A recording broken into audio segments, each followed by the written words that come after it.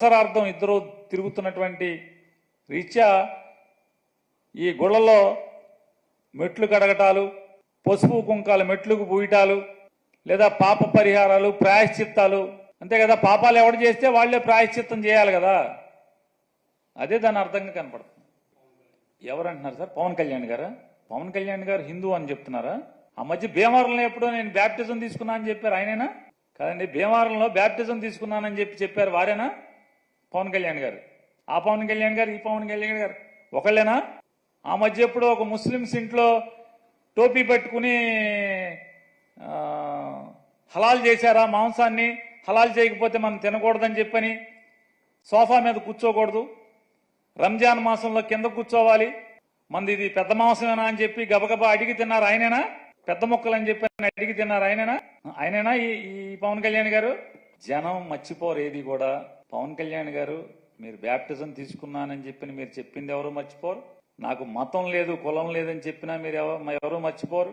మీరు రష్యా చర్చిలో యేసు ప్రభువు యొక్క మందిరంలో మోకాళ్ల మీద మోకాళ్ల దండేసింది కూడా ఎవరు మర్చిపోరు.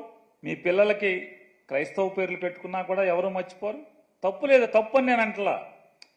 అంటే మీరు వాళ్ళ కొత్తగా శ్రీ వైష్ణవ మతం ఎవరన్నా కొత్తగా పుచ్చుకుంటే ఒంట్లో ఎన్ని భాగాలు ఉంటే అన్ని భాగాలకి నామాలు పెట్టుకున్నా అంటే ఎవడో ఈయనలాంటి వాడు ఎవడో అట్లా కొత్తగా ఈయన హిందూ మతం తీసుకుని ఉంటాడు. మేమందరం పాత రోజుల నుంచి పుట్టిన కాడి నుంచి హిందువులే మేమందరం కూడా. చంద్రబాబు నాయుడు గారి ప్రభుత్వంలో 1000 రూపాయలు కొన్నారా?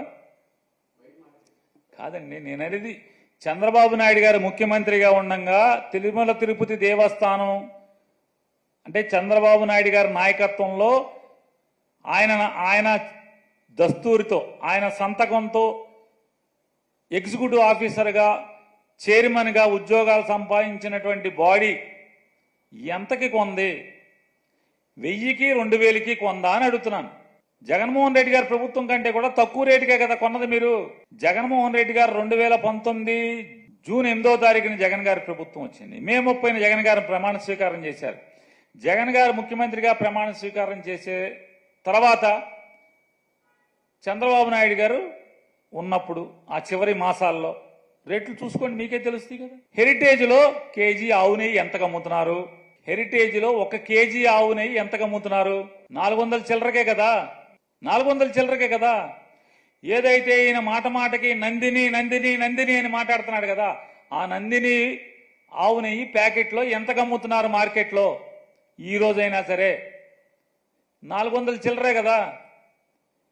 అంటే కొట్లోళ్ళకి కమిషన్ ఇచ్చి, ఏజెంట్లకు కమిషన్ ఇచ్చి, C&F స్టాకిస్ట్ ఎవరైతే జిల్లాల స్టాకిస్ట్ ఉంటారో వాళ్ళకి కమిషన్ ఇచ్చి,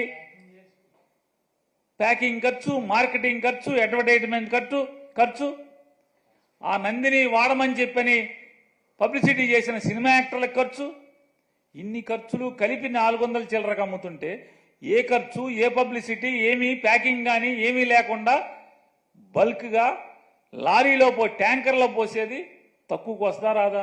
2 లక్షల కేజీలు, 1 కేజీ కాదు, 1/2 కేజీ కాదు, లక్షల కేజీలు మీరు కొంటే తక్కువకు తీసుకుంటారా లేదా? మీ హెరిటేజ్ కంపెనీ సరుకులు కొంటుంది, బల్క్గా మీరు కొంటే ఎంత కొంటున్నారు? మీ హెరిటేజ్ ఆవుని మీరు 500 చిల్లర 400 చిల్లరకు అమ్ముతున్నారు. మీరు బల్క్గా లారీ కావాలంటే 400 చిల్లరకి మీరు అమ్ముతారా? మేము కొంటామా?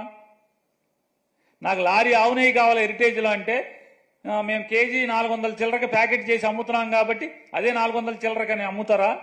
అమ్మితే ఎవడన్నా కొంటాడా? లారీ ఆవు నెయ్యి కావాలంటే.